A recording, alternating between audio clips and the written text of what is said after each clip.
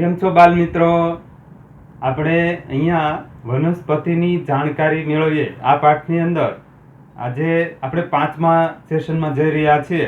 તો અગાઉ આપણે 4 સેશન દરમિયાન શું શીખ્યા છીએ એમની થોડી યાદ તાજી કરી લઈએ.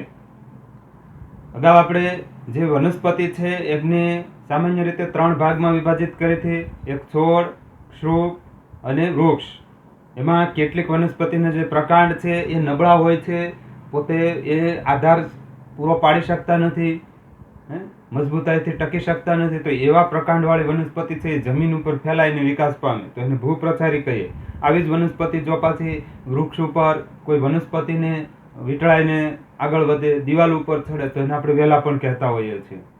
પછી આપણે વનસ્પતિના જે ભાગો છે એમની માહિતી મેળવી, જેમાં પ્રથમ મૂળ, પ્રકાંડ, ડાળીઓ, પર્ણ, પુષ્પ અને ફળ, આ બધા એમના ભાગો છે.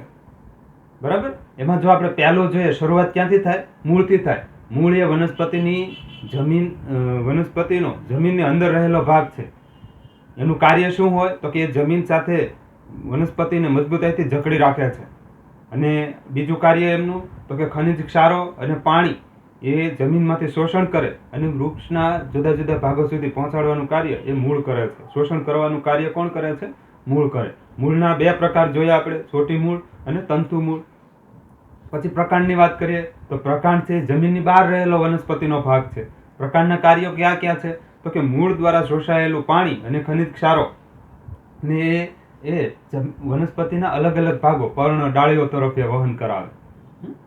પછી તો કે એ વનસ્પતિને ટકાવી રાખવામાં મદદ કરે છે, ટટ્ટાર ઊભું રાખવામાં મદદ કરે, આધાર પૂરો પાડે. તો આ પ્રકાંડના કાર્યો હતા. હવે પર્ણની વાત કરીએ તો જે પર્ણ છે એ શાખાઓ સાથે જોડાયેલો હોય એવો એક ભાગ છે. પર્ણનું કાર્ય તો કે શ્વસન કરવાનું કાર્ય કરે, પ્રકાશ સંશ્લેષણનું કાર્ય કરે અને બાષ્પોત્સર્જનનું કાર્ય કરે. પર્ણના ભાગો આપણે જોયા તો કે પર્ણદંડ, પર્ણપત્ર, આ એના મુખ્ય ભાગો છે. આ ઉપરાંત પર્ણની અંદર નસો જેવી જે રચનાઓ હોય એને આપણે શિરા કહીએ. મધ્યમાં જે મોટી શિરા હોય એમને આપણે મધ્ય શિરા કહીએ છીએ. પર્ણની અંદર જે સામાન્ય રીતે ગોઠવાયેલી એક અલગ પ્રકારની, વિશિષ્ટ પ્રકારની જે રચનાઓ દેખાય છે શિરાઓની, એને આપણે શિરા વિન્યાસ કહીએ છીએ. અને આવી શિરા વિન્યાસ જે છે એ 2 પ્રકારની હોય. એક સમાંતર શિરા વિન્યાસ અને જાલાકાર શિરા વિન્યાસ. ઘાસ અને કેળના જે પર્ણો છે એમની અંદર સમાંતર શિરા વિન્યાસ હોય. આ ઉપરાંત વડ, આંબો, લીમડો, પીપળો, આ બધા એની અંદર જાલાકાર શિરા વિન્યાસ હોય છે.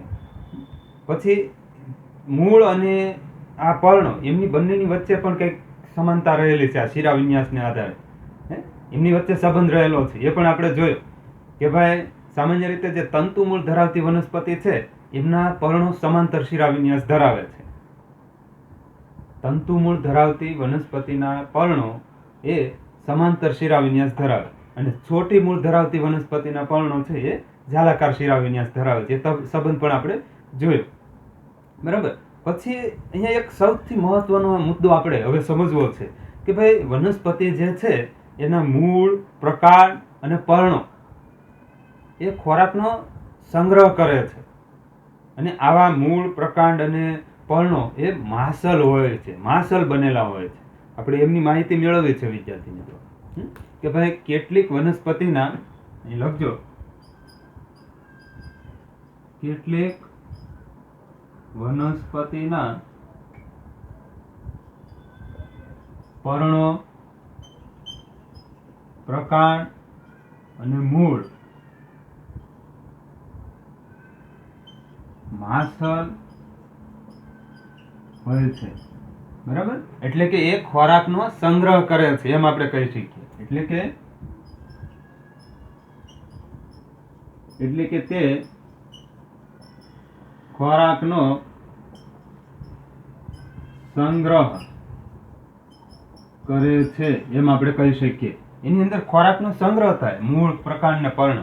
પણ બધી જ વનસ્પતિમાં આવું શક્ય હોતું નથી. તો આવી વનસ્પતિ કઈ કઈ છે એવી આપણે માહિતી મેળવી. ખોરાકનો સંગ્રહ કરતા મૂળની વાત કરીએ આપણે. ખોરાકનો સંગ્રહ કરતા મૂળ, પછી ખોરાકનો સંગ્રહ કરતા પ્રકાંડ અને ખોરાકનો સંગ્રહ કરતા પર્ણો. બરાબર. આપણે આવી વનસ્પતિ કઈ કઈ છે એના ઉદાહરણો આપણે અહીંયા લખવા છે. જેમ કે પહેલું આપણે ખોરાકનો જે સંગ્રહ કરતા હોય એવા મૂળની વાત કરવી. મૂળ એવા કયા છે કે જેમાં ખોરાક તરીકે આપણે એનો ઉપયોગ કરીએ છીએ. જેમ કે ગાજર ખાધા હોય તમે, તો ગાજર છે ને એ વિદ્યાર્થી મિત્રો એવી વનસ્પતિ છે, એ પોતે ગાજર જે આપણે ખાઈએ છીએ ને એના મૂળ છે, મૂળને ખાઈએ છીએ આપણે. ગાજર નામની વનસ્પતિના મૂળ આપણે ખાઈએ છીએ, સમજજો. પછી મૂળો, એના પણ આપણે મૂળ ખાઈએ છીએ. શક્કરિયું, એના મૂળ ખાઈએ છીએ. રતાળું, બીટ, આ બધા જે છે ને એ મૂળ છે, એને આપણે ખાઈએ છીએ. આપણે લખીએ અહીં ગાજર, શક્કરિયું,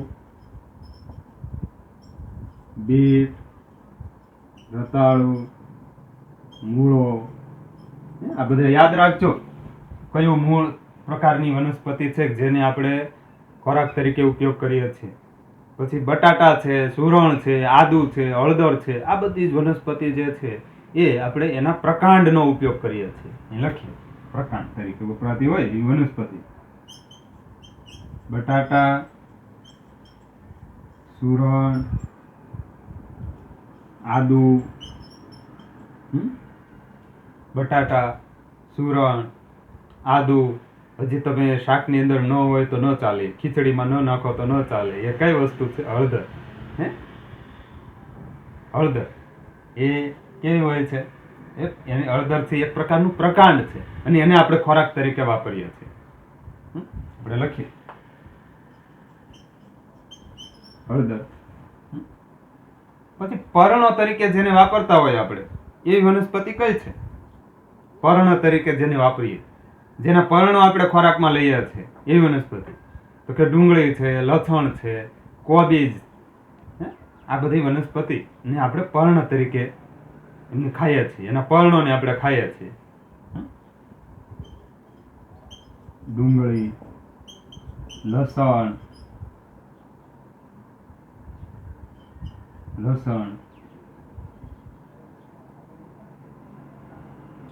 કોબીજ,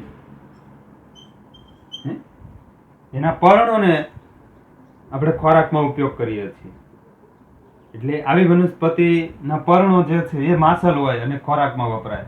અહીંયા પ્રકાંડ છે એ ખોરાક તરીકે આપણે વાપરીએ. અહીંયા મૂળને આપણે ખોરાક તરીકે વાપરીએ છીએ.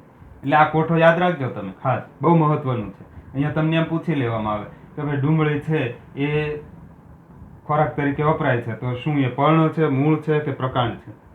તો કે પર્ણ છે. એવી જ રીતે પ્રકાંડ, બટાટા, સુરણ, આદુ, હળદર, એ બધું શું છે? વનસ્પતિ છે, પણ એના જે પ્રકાંડ છે એને આપણે ઉપયોગમાં લઈએ છીએ. અહીંયા મૂળને આપણે ઉપયોગમાં લઈએ છીએ. ગાજર ખાઈએ તો એક પ્રકારના મૂળ છે વનસ્પતિના, ગાજર નામની વનસ્પતિના. શક્કરિયું ખાઈએ તો એ શક્કરિયું એક પ્રકારનું મૂળ છે, એને આપણે વનસ્પતિ, આ શક્કરિયાની જે વનસ્પતિ છે એના શક્કરિયા જે આવે છે એ મૂળ છે, એનો આપણે ખોરાક તરીકે વાપરીએ છીએ. યાદ રાખો. હવે વિદ્યાર્થી મિત્રો, મારે તમને એક એવી વસ્તુ બતાવી છે, એ તમે ધ્યાનથી નિહાળો, એમનો તમે વિડીયો જુઓ. તમારા માટે હું એ શૂટ કરીને લાવ્યો છું અલગ અલગ જગ્યાએથી, અને તમે જુઓ. પછી આપણે એ ટોપિક ઉપર આગળ વધીએ. ચાલો.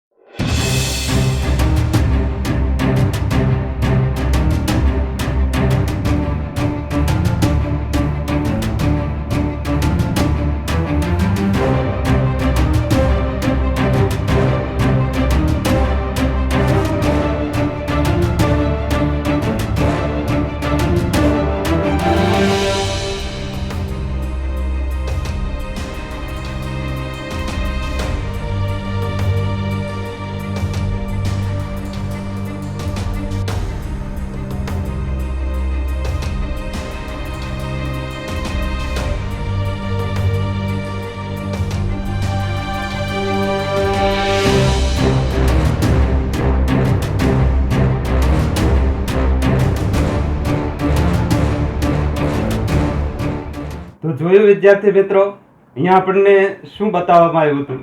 તો કે પુષ્પ બતાવવામાં આવ્યા. પુષ્પ કેવા હોય? અહીં જો અલગ અલગ ટાઈપના મારી પાસે પુષ્પ છે. આ જે ડાળીઓ છે, આ ડાળીઓ, પછી આ પર્ણ, અને પર્ણ પછી અહીંયા જો આ નાનકડી એવી કળી, અને એમાંથી આ પુષ્પ છે એ બહાર આવે છે. જો પુષ્પ, આ કળી અને આ પુષ્પ, અને પુષ્પ કહેવાય વિદ્યાર્થી મિત્રો. ફૂલ, પછી આવા અલગ અલગ ટાઈપના હું અહીંયા ફૂલ લાવ્યો છું. જો તમને મેં વિડીયોમાં પણ બતાવ્યા છે આવા બધા પુષ્પો. જો આમાં પણ પુષ્પ છે.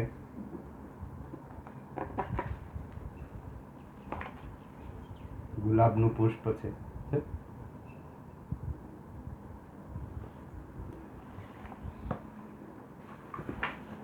આંકડો કહીએ એમને પણ પુષ્પ આવે છે. જો મેં તમને વિડીયોમાં ઘણા પ્રકારના પુષ્પ બતાવ્યા છે,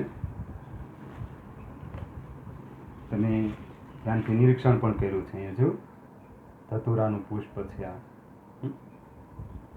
હવે વિદ્યાર્થી મિત્રો, આપણે આ જે પુષ્પ જોયા એમાં એમના ભાગોની આપણે સમજ મેળવીએ છીએ. બધા પુષ્પો એક સરખાય નથી. પછી દરેક પુષ્પ જે છે એમાં તમને કંઈક અલગ અલગ પ્રકારની અંદરની રચનાઓ જોવા મળે છે. આ પુષ્પના જે ભાગો છે એમની આપણે સમજ મેળવીએ છીએ. પુષ્પના મુખ્ય ભાગોનો અભ્યાસ કરવો. પુષ્પના મુખ્ય ભાગો નો અભ્યાસ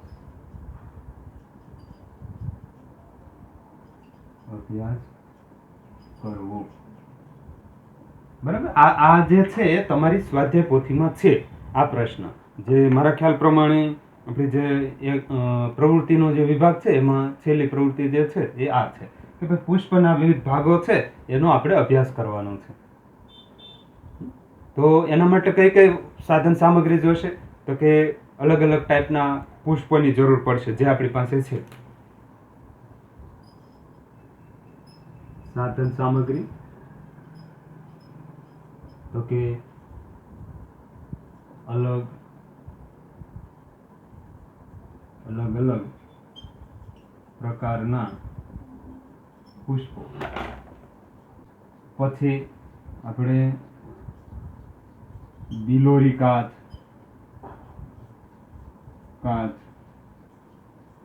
બ્લેડ, આ બધી વસ્તુની આવશ્યકતા રહેશે. બિલોરી કાચ જોવાય મારી પાસે છે.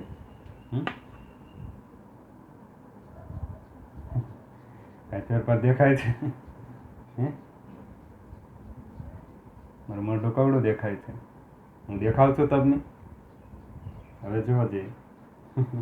બિલોરી કાચ છે, બરાબર, મેગ્નિફાઈંગ ગ્લાસ. હવે એમની જરૂર પડશે, એ આપણે લીધું છે. અલગ અલગ ટાઈપના પુષ્પો, જેમાં ખાસ કરીને આપણે આ ગુલાબનું પુષ્પની ખાસ આવશ્યકતા છે, અને આ જાસૂદનું પુષ્પ અને ગુલાબ, આ ગુલાબ આમની ખાસ આવશ્યકતા છે. આ ગુલાબનું છોડ છે અને આ જાસૂદનું પુષ્પ છે. હવે આપણે એમના ભાગોનું અવલોકન કરવું છે.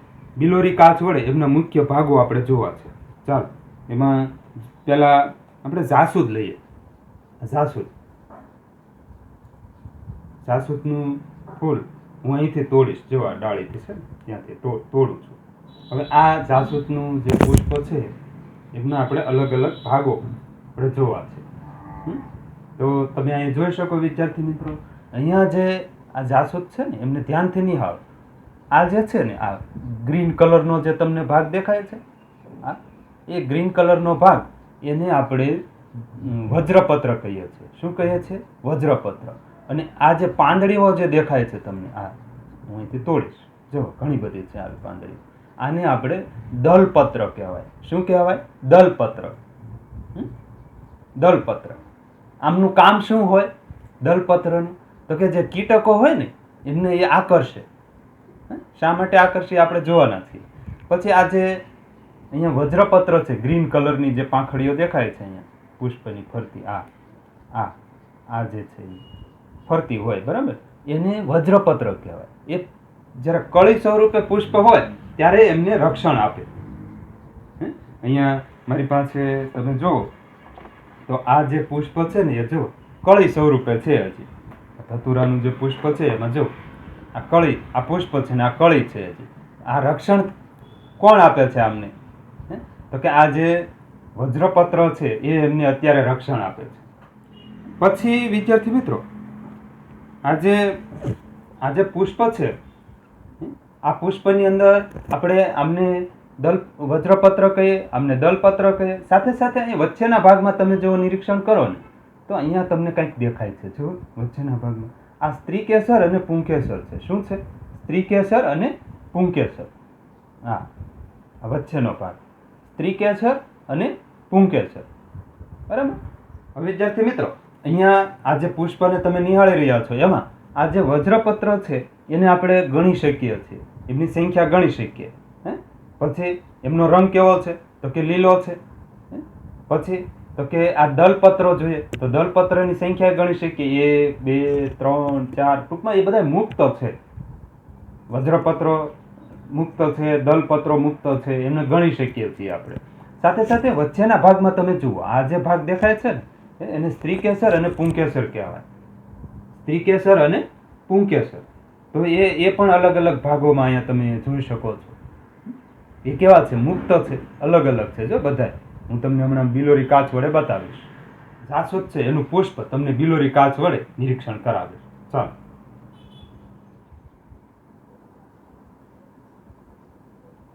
હવે જો વિદ્યાર્થી મિત્રો, અહીંયા હું તમને આ બિલોરી કાચ વડે આ પુષ્પ બતાવી રહ્યો છું. મારા હાથમાં બિલોરી કાચ છે અને અહીંયા મારી પાસે જાસૂદનું પુષ્પ છે. આ જો જાસૂદનું પુષ્પ, એના ભાગો હું તમને ઝીણવટપૂર્વક બતાવીશ.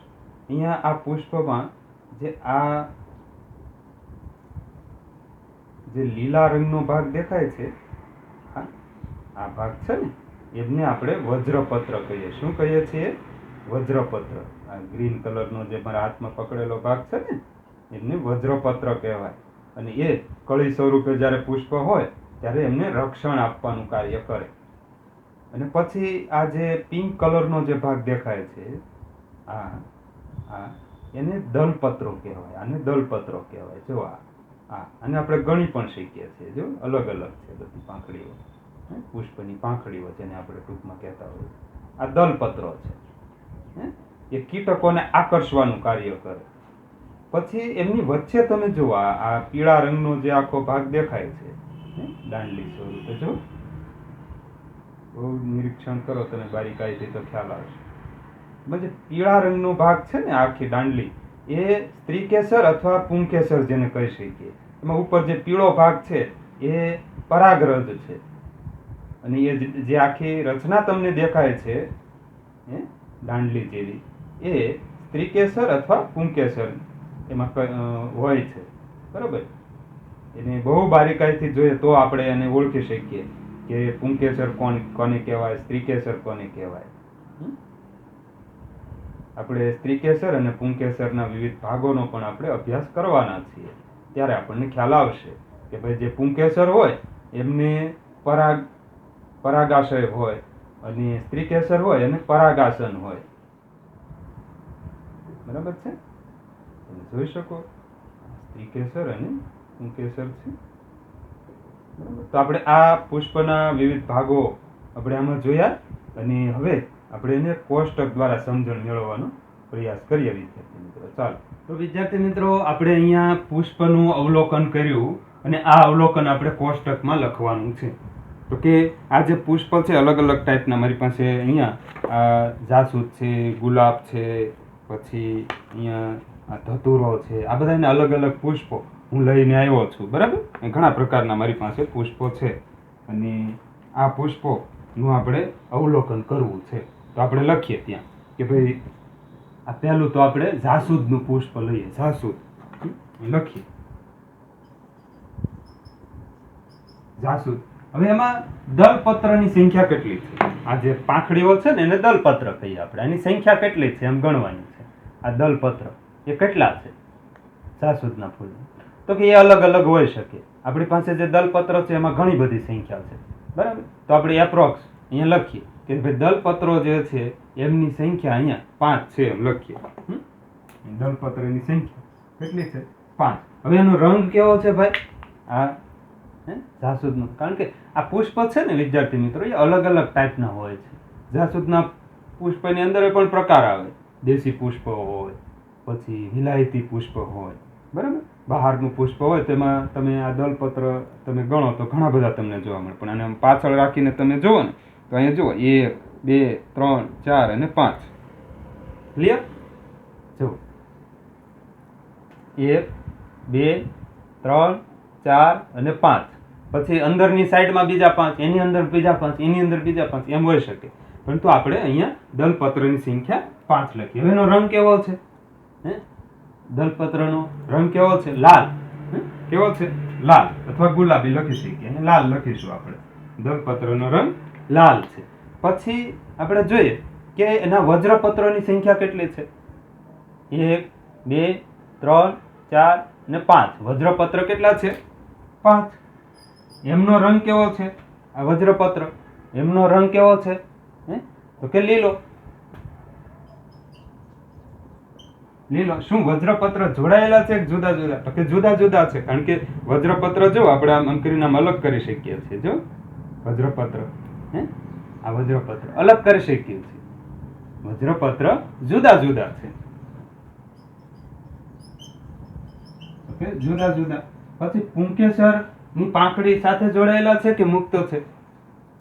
પુંકેસર જે છે એ પાંખડી સાથે જોડાયેલા છે કે મુક્ત છે? તો કે મુક્ત છે. જો આપણે અલગ કરી શકીએ છીએ. આખી આ પાંખડી સાથે જોડાયેલા નથી, આની સાથે નથી, અલગ છે, મુક્ત છે. પુંકેસર મુક્ત છે. મુક્ત છે. પછી સ્ત્રીકેસર હાજર છે કે ગેરહાજર છે? તો કે સ્ત્રીકેસર આમની અંદર જો આપણે બહુ બારીકાઈથી જોઈએ તો આપણને ખ્યાલ આવે આ સ્ત્રીકેસર છે, આ પુંકેસર છે. તો ટૂંકમાં સ્ત્રીકેસરની હાજરી પુષ્પમાં હોય જ, બરાબર. ઓકે, હાજર છે ભાઈ, એ હાજર છે. તો આ આપણે જાસૂદના પુષ્પની વાત કરી વિદ્યાર્થી મિત્રો. હવે આપણે આ ગુલાબના પુષ્પની વાત કરવી છે. અહીં ગુલાબનું પુષ્પ છે, જો તો કે આ ગુલાબનું પુષ્પ છે, એમાં દલપત્રની સંખ્યા કેટલી છે? તો કે આપણે જોઈએ, હું તમને ત્યાં લાવીને બતાવીશ. જો દોરી કાચ વડે તમે પુષ્પને હું પહેલા તોડી લઈશ. આ પુષ્પને અહીંથી મેં તોડી લીધું છે, અને હવે તમે જુઓ આ પુષ્પની અંદર તમને અહીંયા દલપત્રની સંખ્યા કેટલી દેખાય છે? તો કે 1, 2, 3, 4 અને 5. આમ અંદર તો ઘણી બધી છે, પણ આપણે મુખ્ય દલપત્રની પાંખડીઓ છે એ કેટલી ગણવાના છીએ? 5. પછી એના વજ્રપત્રની સંખ્યા તમે જુઓ, આ જો કેટલી છે? 1, પછી આ 2, આ 3, આ 4 અને 5. કુલ કેટલી છે? 5. પછી એના જે વજ્રપત્રો છે એ જોડાયેલા છે કે જુદા જુદા? તો કે જુદા જુદા છે, એને આપણે તોડી શકીએ. આ વજ્રપત્રો છે એની હું અહીંથી આમ રિમૂવ પણ કરી શકું છું. આ વજ્રપત્રનું અહીંથી રિમૂવ કરી શકું છું. જો વજ્રપત્રો છે એ જુદા જુદા છે, જોડાયેલા નથી. પછી એમાં પુંકેસરની હાજરી છે કે નહીં એ આપણે તપાસવું છે. અહીંયા જો એની અંદર દેખાય છે, આ પાંખડીઓ કાઢી નાખીશ ને તો તમને દેખાય.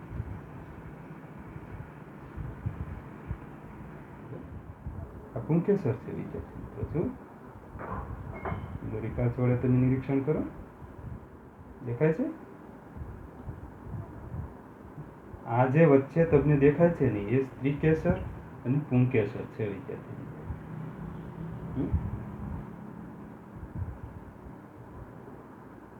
આ જે ભાગ છે ને આ સ્ત્રીકેસર અને પુંકેસર, એ બધા એમાં સ્ત્રીકેસરની હાજરી છે તો કે હા છે.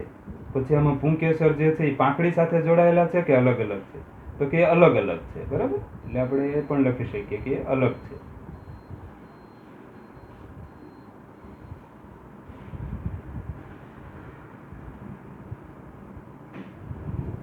ઓકે, તમે આવું ઘરે પુષ્પ લઈ અને નિરીક્ષણ કરજો. ચાલો, તો વિદ્યાર્થી મિત્રો આપણે અહીંયા ગુલાબની વાત કરીએ. ગુલાબ, અને એમાં એમના દલપત્રોની સંખ્યા કેટલી હતી? તો કે 5. અને એમનો રંગ કેવો છે ભાઈ? દલપત્રનો રંગ વધારે ગુલાબી. આપણે જોયું એનો રંગ છે એ કેવો છે? વધારે ગુલાબી. વધારે ગુલાબી. પછી વજ્રપત્રો કેટલા હતા? તો કે 5. અને એનો રંગ કેવો છે? તો કે લીલો. અને આ વજ્રપત્રો છે જોડાયેલા છે જુદા જુદા? તો કે જુદા જુદા. જુદા જુદા. પછી પુંકેસર, તો કે મુક્ત રીતે એની અંદર જોવા મળે, વજ્રપત્ર સાથે એને મુક્ત રીતે જોવા મળે, દલપત્ર સાથે જોડાયેલા નથી. અને સ્ત્રીકેસર એમાં પણ હાજર હોય છે. હવે આપણે અહીંયા વિદ્યાર્થી મિત્રો બીજો એક છોડ લઈએ. એ અત્યારે હું લાવી નથી શીખ્યો, પણ અહીંયા જો રીંગણું છે. હા, આ રીંગણું આવે ને એ પહેલા આ પુષ્પ હોય, અહીંયા પુષ્પ હોય, એમાં એમની જે પાંખડીઓ છે એ ગણો. આ પુષ્પની આ વજ્રપત્ર છે 1 2 3 4 અને 5. અને કેવો રંગ છે? લીલો. 5 લીલો. અને એ સામાન્ય રીતે જ્યારે પુષ્પ સ્વરૂપે હોય ને ત્યારે જાંબલી રંગનું હોય. હા, એનું એનું જે દલપત્ર છે કેવું હોય છે? જાંબલી રંગનું. એ લખીએ રીંગણ, અને એમાં પણ 5 હોય અને જાંબલી રંગ. જે વજ્રપત્રો છે જોડાયેલા હોય જુદા જુદા? તો કે વિદ્યાર્થી મિત્રો અહીંયા અલગ છે. જુઓ, અને વજ્રપત્રો જે હોય એ સામાન્ય રીતે જોડાયેલા હોય. હા, તમે જ્યારે પુષ્પ એમનું જુઓ ને ત્યારે તમને ખ્યાલ આવે એ વજ્રપત્રો જોડાયેલા હોય. જેમ કે અહીંયા છે, જો ધતુરો છે તેના વજ્રપત્રો જો બધા જોડાયેલા છે. હું તમને એની આખી કળી બતાવું તો તમને આઈડિયા આવશે. જો છે ને જોડાયેલા. હા, એવી જ રીતે રીંગણમાં પણ હોય. એવી જ રીતે રીંગણની અંદર પણ એ જોડાયેલા હોય. પછી પુંકેસર જે છે એ મુક્ત હોય? તો કે હા, એ મુક્ત હોય. મુક્ત હોય. અને સ્ત્રીકેસર હાજર હોય. આ હાજર હોવા જ જોઈએ, નહીંતર એ નવો છોડ વિકાસ ન પામી શકે. બરાબર. હવે આપણે વિદ્યાર્થી મિત્રો આગળ વધીએ તો અહીંયા આપણે નિર્ણય શું કરી શકીએ? તો કે પુષ્પના જુદા જુદા ભાગો વજ્રપત્ર, દલપત્ર, પુંકેસર, સ્ત્રીકેસર છે. અને એમની સંખ્યા છે એ આપણે અલગ અલગ રીતે જોઈ શકીએ છીએ. આપણે અહીંયા નિર્ણયમાં લખીએ, એ ઉપર જ લખી નાખીએ નિર્ણય. તમે નીચે લખજો. નિર્ણય શું કરી શકીએ? તો કે પુષ્પના જુદા જુદા ભાગો, પુષ્પના મુખ્ય જુદા જુદા ભાગોમાં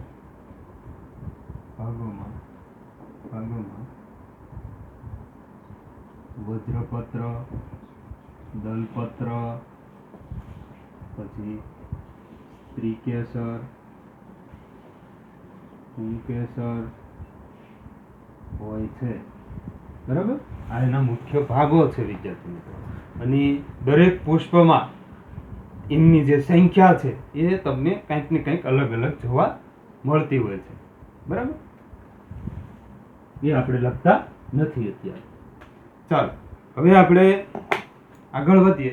અને હવે વિદ્યાર્થી મિત્રો આપણો એક પ્રશ્ન એવો છે કે ધતુરાના પુષ્પની આકૃતિ દોરી અને એના ભાગો અને નામ નિર્દેશિત કરો, એને સમજાવો.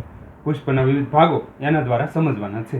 તો સૌપ્રથમ તો ધતુરાનો છોડ કેવો હોય, એનું પુષ્પ કેવું હોય, ચાલો આપણે એનો પરિચય કરીએ. અહીંયા બાલ દોસ્તો, આ છે ધતુરાનો છોડ, જેમાં તમે જોઈ શકો આ ધતુરાના પર્ણો છે. અને પછી અહીંયા આ ધતુરાની કળી, અને આવી કળીમાંથી સામાન્ય રીતે આવા પુષ્પો છે બહાર આવતા હોય છે. જુઓ, આ ધતુરાનું પુષ્પ છે. એમની અંદરના ભાગો આપણે જોવાના છે. અને આ પુષ્પ પછી સામાન્ય રીતે ધતુરાને આ ટાઈપના ફળ પણ આવતા હોય છે. તમે અહીં જોઈ શકો છો, આ ધતુરાના ફળ છે, ધતુરો છે. આ જો એને કાંટા હોય છે, અને તોડવું હોય તો તોડીએ, પણ એમને કાંટા છે. કાંટા લાગી જાય છે.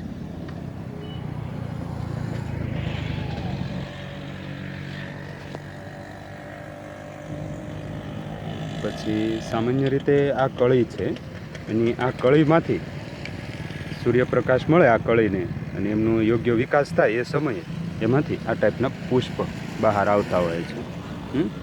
જો આપણે આ જે પુષ્પ છે ધતુરાના પુષ્પ, એમના આપણે અલગ અલગ ભાગોનું આપણે લેબમાં જઈને અવલોકન કરીશું. અહીંયા આ જે ભાગ છે ને વિદ્યાર્થી મિત્રો, આને વજ્રપત્ર કહેવામાં આવે, જે કળીને રક્ષણ કરે છે. જો આ જે છે વજ્રપત્ર, એ કળીનું રક્ષણ કરે છે. અને આ દલપત્ર છે. જો આ દલપત્ર છે, અને દલપત્ર કહેવાય. પછી આમની અંદર જે ભાગ દેખાય છે ને, આ ભાગ એ સ્ત્રીકેસર અને પુંકેસર છે. એને આપણે અવલોકન કરવાના છીએ. એ પરાગરજ છોડતા હોય છે. ચાલો લેબમાં જઈ અને એમનું અવલોકન કરીએ. તો એના માટે હું અહીંથી એક ધતુરાનું પુષ્પ હું તોડીશ અહીંથી. ચાલો, અમે એક પુષ્પ લીધું છે અને આપણે લેબમાં જઈને એનું અવલોકન કરીએ. પુષ્પના વિવિધ ભાગો, ધતુરાના પુષ્પના વિવિધ ભાગોનું આપણે અવલોકન કરવું છે. ચાલો. તો જોયું વિદ્યાર્થી મિત્રો, અહીંયા આપણે ધતુરાનું જે પુષ્પ હતું એના વિવિધ ભાગો આપણે એમાં નિરીક્ષણ કર્યું. હવે આપણે આ જે પુષ્પ છે ધતુરાનું, આ પુષ્પ, એના અંદર કેવા કેવા ભાગો આવેલા હોય છે એને આપણે બારીકાઈથી સમજવા છે વિદ્યાર્થી મિત્રો. એમને આપણે આકૃતિ દોરીને સમજવા છે. ચાલો, સૌપ્રથમ આપણે આ જે ધતુરાનું જે પુષ્પ છે ને એની આપણે બારીકાઈથી એમનું નિરીક્ષણ કરવું છે. જો આ પુષ્પ છે, આ વજ્રપત્ર છે, પછી આ દલપત્ર છે, આની અંદર આ તમે જો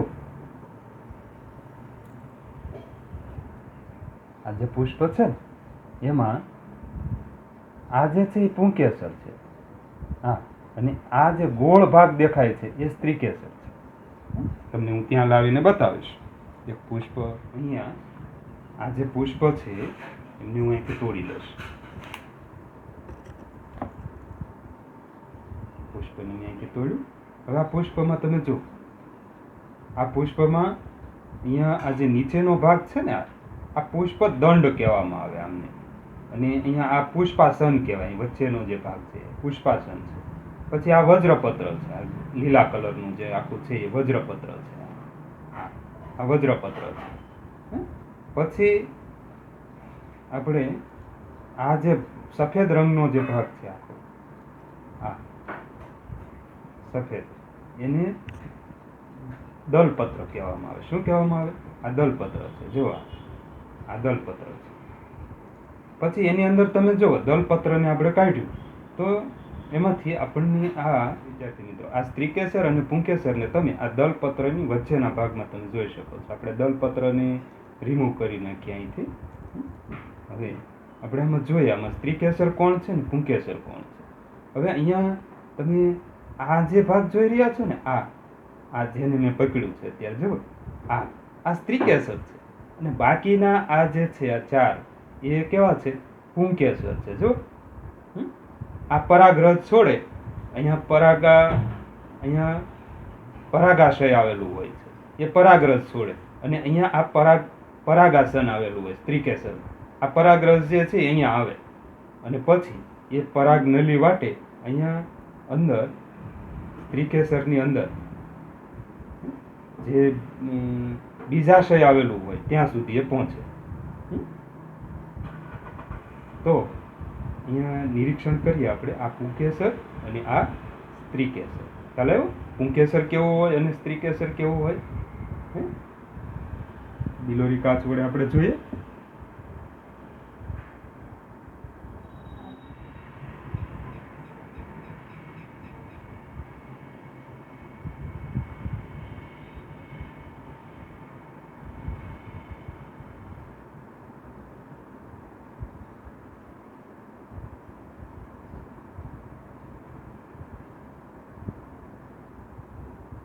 અહીંયા તમે જોઈ શકો છો, આ જે ગોળાઈ વાળો ભાગ છે આ સ્ત્રીકેસર છે, બાકીના પુંકેસર છે. બરાબર છે.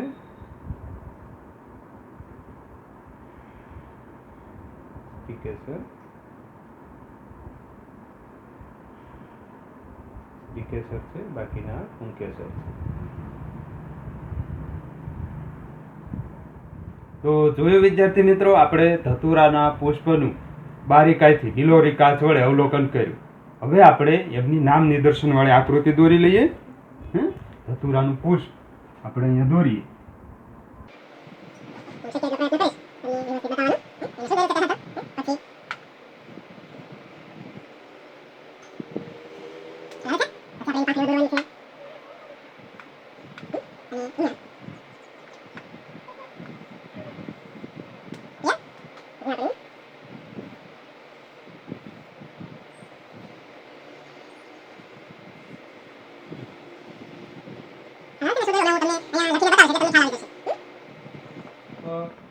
ના આપણે નામ નિદર્શન કરવું છે. એમાં જે આ પ્રથમ જે છે ને ડાળી જેવું અહીંયા, એને આપણે પુષ્પ દંડ કહેવામાં આવે. પછી આ જે પુષ્પ જેના ઉપર ટકેલું છે એને આપણે પુષ્પાસન કહેવામાં આવે. પુષ્પ આનું આસન, આ પુષ્પાસન છે. પછી અહીંથી જોઈએ તો આ દલપત્ર છે. પછી આ વજ્રપત્ર છે, લીલા રંગનું હોય આ, બરાબર. અને આ સફેદ રંગનો જે આખો ભાગ છે એ દલપત્ર છે. પછી આ પુંકેસર છે, પુંકેસર. પછી અહીંયા જો આ વચ્ચે જે તમને ગોળ ભાગ દેખાય છે ને, આ સ્ત્રીકેસર છે, સ્ત્રીકેસર. પછી અહીંયા આ જે ઉપર દડો છે એને આપણે શું કહી શકીએ? એ સ્ત્રીકેસરનો જે ભાગ છે, સ્ત્રીકેસરની અંદર પરાગવાહિની આવેલી હોય છે. પછી પરાગાસન આવેલું હોય છે. પછી એ આખું એની અંદર બીજાશય હોય, એ બધા એના ભાગો છે સ્ત્રીકેસરના. એમાંનું જે આ જે છે એ પરાગાસન, પરાગાસન છે. તો આપણે આ જે પુષ્પના છે એ વિવિધ ભાગો જોયા. આ બીજાશય છે, બીજાશય. પછી આ પરાગ નલી છે, પરાગવાહિની જેને કહીએ, પરાગવાહિની. આ ધતુરાના પુષ્પનું આપણે નામ નિદર્શન કર્યું. બહુ સરળ છે, તમે દોરી શકો, બરાબર. એક પરીક્ષાની અંદર પણ આવા પ્રશ્નો પૂછાતા હોય છે. ચાલો હવે આપણે એના અલગ અલગ જે ભાગો છે એમને આપણે વિસ્તારથી સમજવા છે. એમાં સૌપ્રથમ લઈએ આપણે વજ્રપત્ર. લખીએ ધતુરાના પુષ્પની નામ નિદર્શન વાળી આકૃતિ. બરાબર, નામ નિદર્શન વાળી આકૃતિ આપણે અહીંયા દોરી છે. અને એના ભાગો જણાવીએ આપણે. એના ભાગો છે આકૃતિ અને તેના ભાગોની સમજ. તો અહીંયા આપણે પહેલું લઈશું વજ્રપત્ર. વજ્રપત્રની આપણે સમજ મેળવવી છે. વજ્રપત્ર કોને કહેવાય? જે આ જે ભાગ છે ને આખો, આ વજ્રપત્ર છે, લીલા રંગનો હોય એ પુષ્પની બહાર આવેલો ભાગ.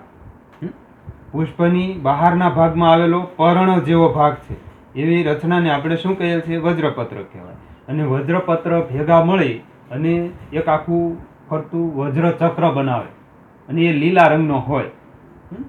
અને એ પુષ્પ જ્યારે કળી અવસ્થામાં હોય ત્યારે એને રક્ષણ કરવાનું કાર્ય કરે. એટલે આપણે બધું જ લખીએ અહીંયા. એક તો પુષ્પની બહારના ભાગમાં આવેલો, પુષ્પની બહારના ભાગમાં આવેલો પર્ણ જેવો ભાગ, તેને વજ્રપત્ર કહેવાય, કહે છે. આવા વજ્રપત્રો છે એ પુષ્પની સાથે નીચેના ભાગમાં ગોઠવાય ને આખું ચક્ર બનાવે તો એનું વજ્ર ચક્ર કહેવાય. આવા વજ્રપત્ર પુષ્પ નીચે ગોઠવાય ને વજ્ર ચક્ર બનાવે. બરાબર. હવે એનું કાર્ય શું હોય વિદ્યાર્થી મિત્રો, આપણે એ પણ લખી નાખીએ. કાર્ય વજ્રપત્રનું કાર્ય શું હોય તો કે પુષ્પ જ્યારે કળી અવસ્થામાં હોય ત્યારે એનું રક્ષણ કરવાનું કાર્ય કોણ કરે છે? વજ્રપત્ર. જેમ કે અહીંયા જો આ જે પુષ્પ છે આ કળી અવસ્થામાં છે, હવે એનું રક્ષણ કોણ કરે છે? આ વજ્રપત્ર કરે છે. જો આ બધા વજ્રપત્રો છે એનું રક્ષણ કરે છે. આપણે આમ તોડીએ ને તો આપણને ખ્યાલ આવે. પછી એની અંદર એ નીકળે છે. જો આ બધા જે છે એ પુંકેસર છે અને આ સ્ત્રીકેસર છે. ખ્યાલ આવે છે? આ પુંકેસર 1 2 3 4 5 છે અને વચ્ચે એક સ્ત્રીકેસર છે. અને એનું રક્ષણ કોણ કરતું હતું? આ વજ્રપત્ર. પુષ્પ જ્યારે કળી અવસ્થામાં હોય ત્યારે તેનું રક્ષણ કરે છે. ખ્યાલ આવે છે?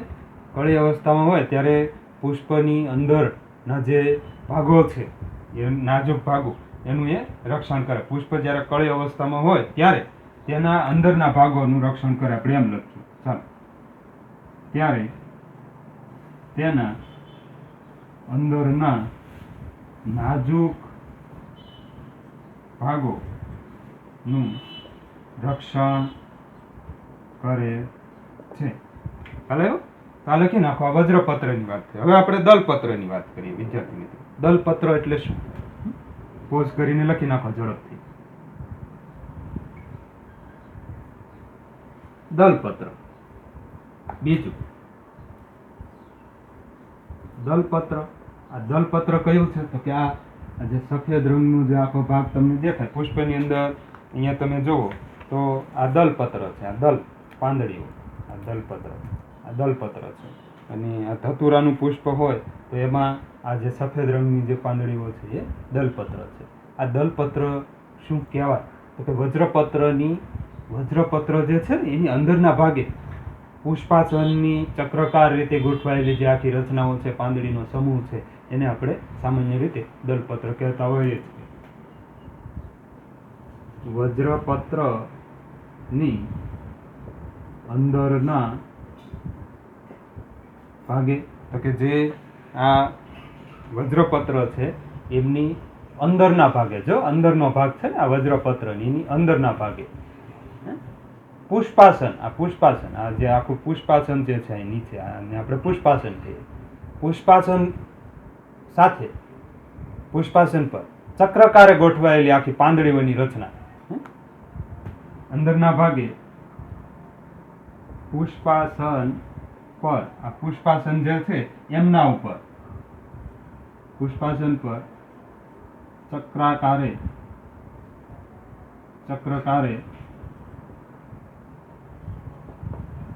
ગોઠવાયેલી પાંદડી જેવી રચનાઓનો સમૂહ એટલે દલપત્ર. બરાબર? એટલે દલપત્ર, જેને ફૂલમણી પણ કહેવામાં આવે. આ દલપત્ર છે એટલે બીજું નામ ફૂલમણી પણ કહેવાય. ફૂલમણી, ફૂલ માટેનું એક ખૂબ જ અગત્યનું અંગ છે. એના વગર તમને એ પુષ્પનો અહેસાસ જ ન થાય. આવા જે દલપત્રો છે એ કેવા કેવા હોય તો કે એ રંગીન હોય, આકર્ષક હોય, સુવાસિત હોય. એ પણ લખીએ. તે રંગીન હોય છે, પછી સુવાસિત હોય, સુગંધ આપે, પછી તો કે તે આકર્ષક હોય.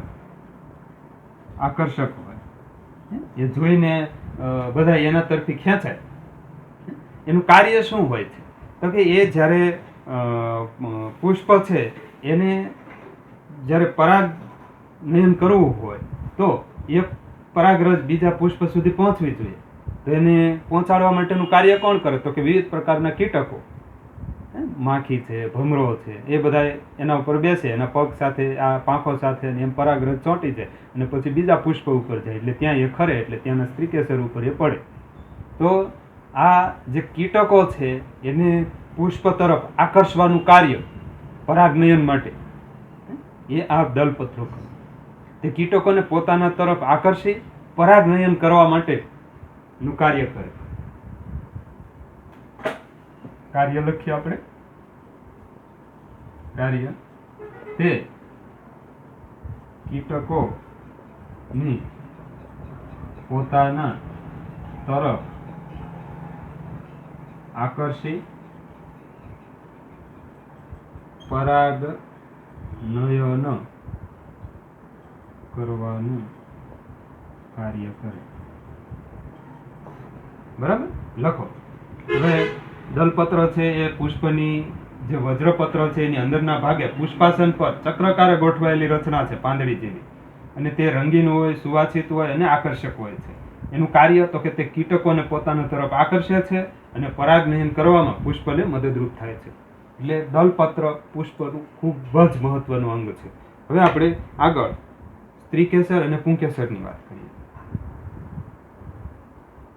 હવે વિદ્યાર્થી મિત્રો, અહીંયા આપણે હવે સ્ત્રીકેસર અને પુંકેસરની વાત કરવી છે. એ શું છે? તો સૌપ્રથમ લઈશું પુંકેસર. હવે જો અહીંયા પુંકેસરની જે હું વાત આપું છું ને, એ તમારી સ્વાધ્યાય પોથીમાં આ પ્રશ્ન છે. એટલે એના પુંકેસરની આકૃતિ દોરો, એના વિવિધ ભાગો દર્શાવો અને એની સમજણ આપો, એવો એક પ્રશ્ન છે. એવી જ રીતે સ્ત્રીકેસરના ભાગો દોરી એની સમજણ આપો, એવો પ્રશ્ન છે. એટલે આ બંને પ્રશ્નો, આ ધતુરાના પુષ્પના નામ નિદર્શનવાળી આકૃતિ દોરી એની સમજણ આપો, એ જે મેન પ્રશ્ન છે, એમની સાથે સાથે બીજા સ્વાધ્યાય પોથીના કેટલાક પ્રશ્નો પણ તમે આમાંથી પૂરી શકશો. બરાબર. એટલે અહીંયા પુંકેસર કોને કહેવાય? તો કે તે પુષ્પની અંદરના ભાગે આવેલો ભાગ છે. પહેલી વાત, કારણ કે આ પુષ્પ છે એની અંદરના ભાગે આવેલો ભાગ છે. બીજું તો કે તે નર પ્રજનન અંગ છે. એ પુષ્પનું નર પ્રજનન અંગ છે. તે પુષ્પનું નર પ્રજનન અંગ છે, એમ લખી શકો તમે. હવે એની જો હું આકૃતિ અહીંયા દોરી દઉં ને, તો તમને ખ્યાલ આવશે.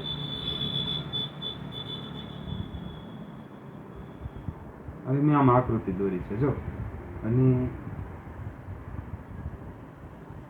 આવી દોરી છે. અહીંયા આ જે ઉપરનો ભાગ છે, એ આ ઉપરનો ભાગ એને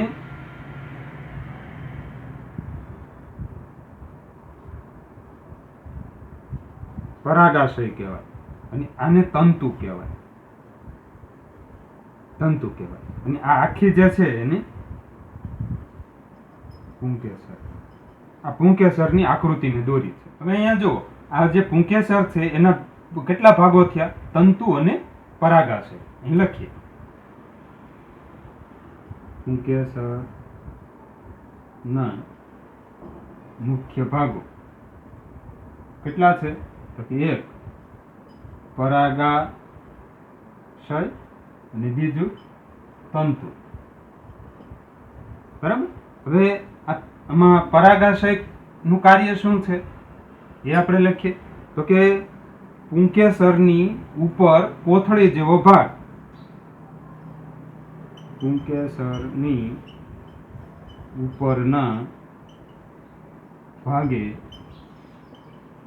કોથળી જેવો ભાગ પરાગાશય કહેવાય. તે શું કાર્ય કરે? તે પરાગરજ ઉત્પન્ન કરે. પરાગરજ ઉત્પન્ન કરે. પછી આ તંતુની વાત કરીએ. પુંકેસરમાં સરની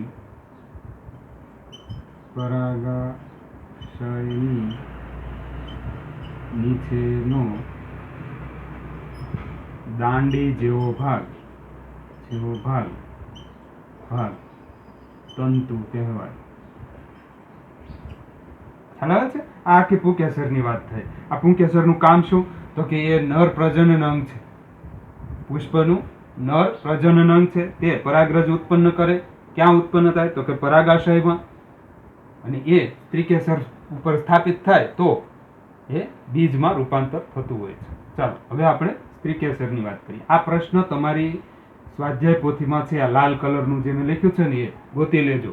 પુંકેસરના ની આકૃતિ દોરો અને એના વિવિધ ભાગોની સમજણ આપો. એ લખેલું છે ત્યાં. બરાબર?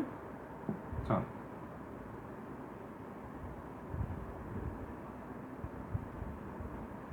હવે સ્ત્રીકેસરની વાત કરીએ આપણે. ચોથું સ્ત્રીકેસર તો કે પુષ્પની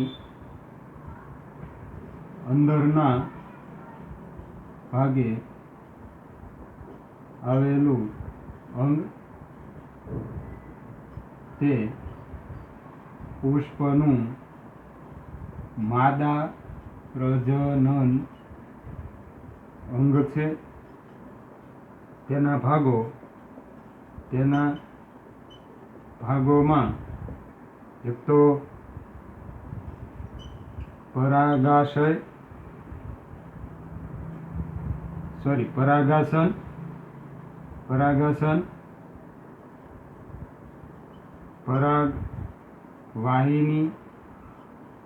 પરાગવાહિની હોય. બીજાશય આવેલું હોય છે એમની અંદર. બરાબર? પછી આ જે 3 ભાગો છે એ આપણે જો અહીંયા દોરવા હોય તો કઈ રીતે દોરી શકશું વિદ્યાર્થી મિત્રો? તો કે અહીંયા તમે આવી એક નળી જેવી રચના દોરો અને અહીંયા તમે જુઓ આ જે ભાગ છે ને આ ભાગ એને આપણે પરાગ વત્તા આસન એવો શબ્દ છે. આ પરાગ નળી છે. પરાગ નળી અથવા પરાગવાહિની. ખ્યાલ આવે છે? અને આ બીજાશય કહેવાય. આમની અંદર છે ને વિદ્યાર્થી મિત્રો આવા મણકા જેવા ભાગો આવેલા હોય છે જેને બીજાંડ કહેવામાં આવે છે. ખ્યાલ આવે? એ પણ આપણે લખી નાખીએ. મણકા જેવા ભાગો. હવે આપણે એમનો વિસ્તારથી જો સમજણ મેળવી હોય વિદ્યાર્થી મિત્રો, આ જે ભાગો છે બીજાશય, પરાગવાહિની, પછી પરાગાસન છે એ બધા, તો ઉપરના ટોચે પોચી ગાદી જેવો ભાગ એ પરાગાસન છે. અહીંયા હું સાથે જ લખી નાખીશ વિદ્યાર્થી મિત્રો. ઉપરના ટોચે પોચી ગાદી જેવો ભાગ જેને શું કહેવામાં આવે? પરાગાસન. પરાગ વત્તા આસન કહેવામાં આવે. પછી પરાગાસનની નીચે આવેલી નળી જેવો ભાગ છે જેની અંદર પરાગરજ જે છે એ વહન પામીને નીચે જતી હોય છે. એ પરાગાસનની નીચે નળી જેવો ભાગ એને આપણે શું કહીએ છીએ? પરાગવાહિની. હા, નળી જેવો ભાગ છે ને આખો, એને શું કહેવામાં આવે? પરાગવાહિની કહેવામાં આવે.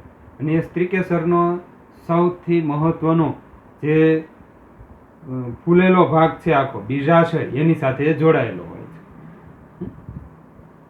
પછી બીજાશય કોને કહેવાય? તો કે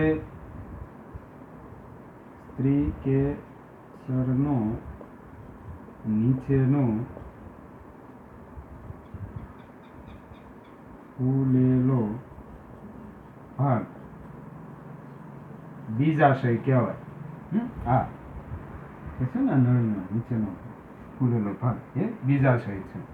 અને એ નીચે આવેલું હોય છે આ બીજાશય. જો હા, ફૂલેલો ભાગ છે ને આખો એ બીજાશય કહેવાય. પછી એની અંદર બીજાંડ હોય. આ બીજાંડ કોને કહેવાય ભાઈ? તો કે જે બીજાશયમાં મણકા જેવા જે ભાગો આવેલા હોય, મણકા જેવા અથવા નાના નાના દાણા જેવા ભાગો જોવા મળે, એને આપણે બીજાંડ કહેવામાં આવે. બીજાશયમાં આવેલા મણકા જેવા દાણાને બીજાંડ કહે છે.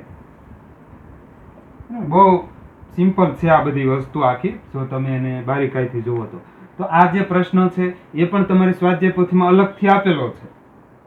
આવું દોરેલું છે ત્યાં, આવો પ્રશ્ન તમે જો સ્વાધ્યાય પોથીમાં આવું જ દોરેલું છે, ત્યાં તમારે આ લખી નાખવાનું છે. એવી જ રીતે પુંકેસરમાં એવું દોરેલું છે, ત્યાં પણ તમારે પેલું પુંકેસરનું લખાવે ત્યાં લખવાનું છે. અને ધતુરાના પુષ્પમાં આ બધું જ લખવાનું છે. એ મોટો જે પ્રશ્ન છે એમાં તમારે આ બધું જ લખવાનું છે. તો આપણે અહીંયા પુષ્પની વિવિધ ભાગોની માહિતી મેળવી વિદ્યાર્થી મિત્રો. અને હવે જો વિદ્યાર્થી મિત્રો, આપણે સ્વાધ્યાય પોથીમાં એક પ્રશ્ન એવો પણ છે કે ભાઈ પુષ્પો છે રંગીન અને સુગંધીદાર હોય છે, એવું શાથી ભાઈ? એવી શા માટે એમને જરૂર પડે છે? તો ચાલો એનો જવાબ પણ મેળવીએ. આપણે આને પૂછી નાખું છું.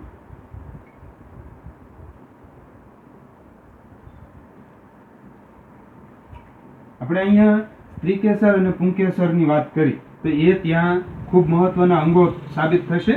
તો આપણે આ બધા પુષ્પોના જે ભાગો છે એ બધા એકબીજા સાથે એકબીજાને મદદરૂપ થતા હોય છે, એ પણ આપણે જોઈએ. અહીંયા કેટલાક પુષ્પો રંગીન અને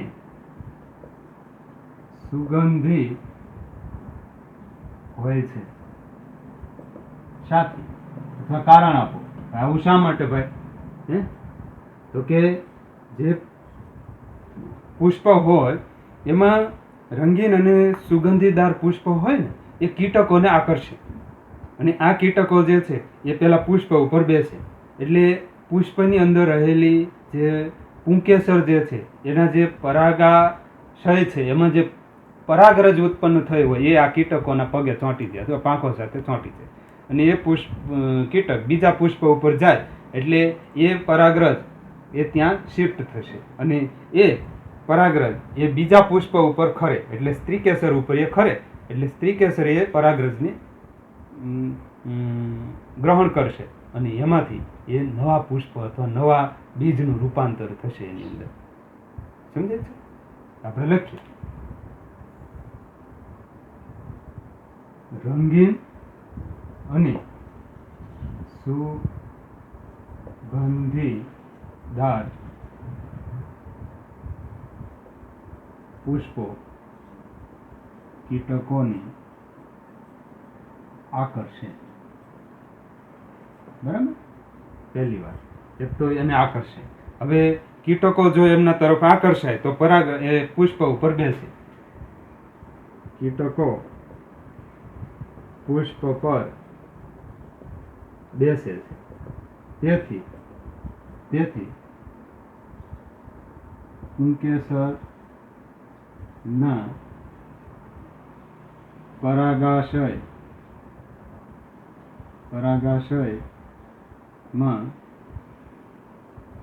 ઉત્પન્ન થયેલ પરાગરજ તે કીટકના પગ અને પાંખો સાથે ચોંટી જાય છે. પછી આ કીટક બીજા પુષ્પ પર જશે ત્યારે તે પરાગરજ તે પુષ્પના સ્ત્રીકેસરના પરાગાસન પર સ્થાપિત થશે. ખ્યાલ આવે છે?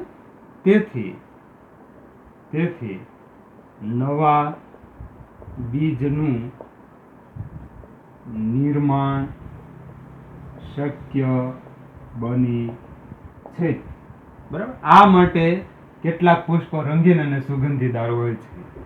આથી એમ કરીને લખો. બરાબર છે? એટલે બહુ સરસ પ્રશ્ન છે, તમને સમજાઈ ગયો હશે. એની સરસ રીતે વાંચી લ્યો, લખી લ્યો. બરાબર. હવે આપણે આજનું હોમવર્ક તમારે લખી લેવાનું છે વિદ્યાર્થી મિત્રો. અહીંયા જે કાંઈ મેં મુદ્દા લખાવ્યા છે એને સરસ રીતે તમારે તમારી સાયન્સની બુકમાં લખી લેવાના છે અને એનો ફોટો પાડી અને મને મોકલવાનો છે. સાથે સાથે તમે સ્વાધ્યાય પોથીની અંદર પણ એમને ઉતારી લો. એ આજનું હોમવર્ક નથી, સ્વાધ્યાય પોથીમાં ઉતારવું એ, બરાબર. પણ એમાં તમે ઉતારી લો, જ્યારે પણ નવરાઈનો સમય મળે ત્યારે એમાં તમે લખી લો. એટલે એક સાથે વર્ક તમારું ભેગું નથી છે. આજે સ્વાધ્યાય પોથીની અંદર આજે મેં ધતુરાના પુષ્પ અને નામ નિદર્શનવાળી આકૃતિનો પ્રશ્ન છે, પછી સ્ત્રીકેસર અને પુંકેસરનો પ્રશ્ન છે, એ બધા તમારી સ્વાધ્યાય પોથીમાં છે. આ પ્રશ્નો એ તમે સરસ રીતે એમાં લખી લો. આ કારણ પણ એમાં છે, તમે સરસ રીતે લખી લો. પુષ્પને લગતા બધા જ પ્રશ્નો તમે સ્વાધ્યાય પોથીની અંદર આજે પૂરી શકશો. અને તમારે હોમવર્કમાં શું મોકલવાનું છે તો કે અહીંયા જે કાંઈ મેં લખાયું છે આજે બોર્ડ વર્ક એ તમારે સરસ રીતે સાયન્સની બુકમાં લખી એનો ફોટો પાડી અને મને તમારે મોકલવાનો છે. ઓકે, ચાલો.